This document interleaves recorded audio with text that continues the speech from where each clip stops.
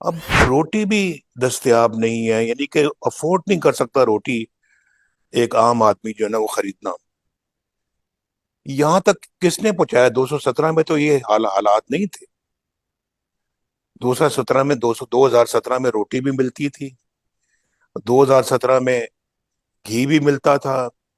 2017 میں 50 روپے کلو چینی بھی ملتی تھی. 2017 میں 60 روپے لیٹر پیٹرول بھی ملتا تھا. 2017 میں 500 500 روپے بجلی کا بل آتا تھا. جن کو 1000 روپے بل آتا تھا آج ان کو 30 30 ہزار کا بل آتا ہے. وہ کدھر سے ادا کریں گے؟ کہاں سے ادا کریں؟ بل دیتے ہیں تو بچوں کے پیٹ پالنے کے لیے پیسہ نہیں بچتا، اور بچوں کا پیٹ پیٹ پالتے ہیں تو بجلی کٹ جاتی ہے کیونکہ بل نہیں دیا جاتا. مجھے بتائیں، یہ ان حالات سے دوچار کرنے والے ملک کو اور ہم سب کو، قوم کو، وہ کون ہے؟ کبھی ان کا احتساب ہوگا یا نہیں ہوگا؟ شکلیں ہمارے سامنے ہیں، وہ چہرے ہمارے سامنے ہیں،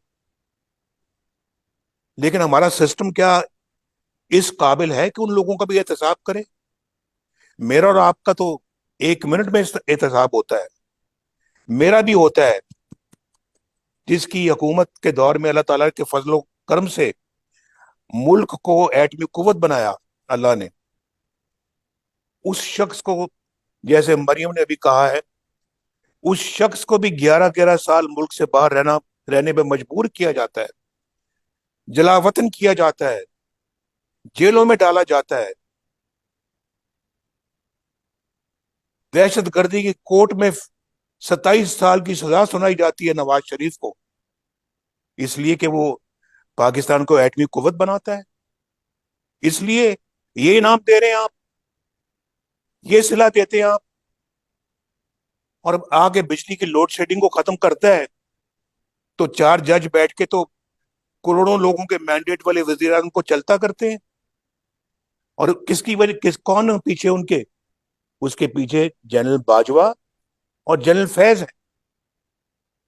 اعلی کار کون ہے؟ اعلی کار ثاقب نثار ہیں، کھوسا ہے، وہ پناما والا بینچ ہے، ایجاد الحسن ہے. یہ لوگ ایک کروڑوں عوام کے مینڈیٹ والے وزیر اعظم کو 1 منٹ میں چھٹی کرا کے اس کو جیلوں میں ڈالتے ہیں. 2017 والا پاکستان یاد کرو، اور آج دیکھو پاکستان کو. آج آج ہندوستان چاند پہ چلا گیا ہے. G20 کی میٹنگز وہاں ہوتی ہیں. یہ تو سب کچھ ہمیں کرنا چاہیے تھا. یہ تو ہماری ہماری تقدیر میں ہونا چاہیے تھا. یہ تو ہماری قسمت میں ہونا چاہیے تھا کہ ہم یہ کرتے. 1990 جب میں پہلی دفعہ وزیر اعظم بنا، دسمبر 1990، ہندوستان نے پاکستان کی تقلید کی. اکنامک ریفارم آرڈر، آسن اقبال بیٹھا ہوا، پوچھیں، نہیں تو سرتاج عزیز صاحب سے جا کے پوچھیں گھر میں. اکنامک ریفارم آرڈر ہمارا انہوں نے کاپی کیا.